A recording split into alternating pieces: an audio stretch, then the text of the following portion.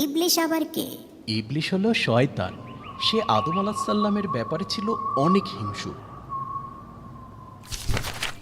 প্রথমেই ইবলিশ তাদের বন্ধু সেজে ভালো ভালো পরামর্শ দিতে লাগলো।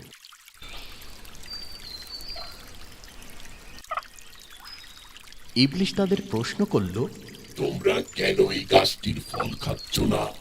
আদম বললেন, না, আমরা এই গাছটির ফল খেতে চাই না। এই গাছটির ফল আমাদের জন্য নিষিদ্ধ। শয়তান বলল, হ্যাঁ, তোমরা ঠিকই বলেছ। এই গাছটির ফল তোমাদের জন্য খাওয়া উচিত নয়। তোমাদের উচিত আল্লাহর আনুগত্য করা। আদম ও হাওয়া ভেবেছিল ইবলিশ হলো তাদের নিকটতম বন্ধু। পরদিন ইবলিশ আবার আসলো এবং বলল, আল্লাহ তোমাদেরকে এই গাছটির ফল খেতে নিষেধ করেছেন, তোমরা খেও না। কিন্তু একবার তো গাছটিকে দেখতে পারো। আদম ও হাওয়া ভেবেছিল ইবলিশ হলো তাদের জ্ঞানী বন্ধু, তাই তারা কাছ থেকে গাছটিকে শুধু দেখল।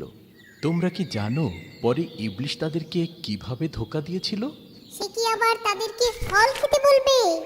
চলো শুনি এরপর কি ঘটেছিল। পরদিন ইবলিশ আবার তাদের কাছে আসলো এবং বলল, আমি তোমাদেরকে একটি গুরুত্বপূর্ণ বিষয় জানাতে চাই। যদি তোমরা ওয়াদা করো যে এ বিষয়ে তোমরা কাউকে কিছু বলবে না।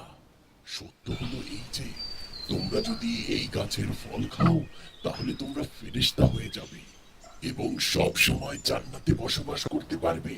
এর জন্যই তোমাকে ফল খেতে নিষেধ করেছে।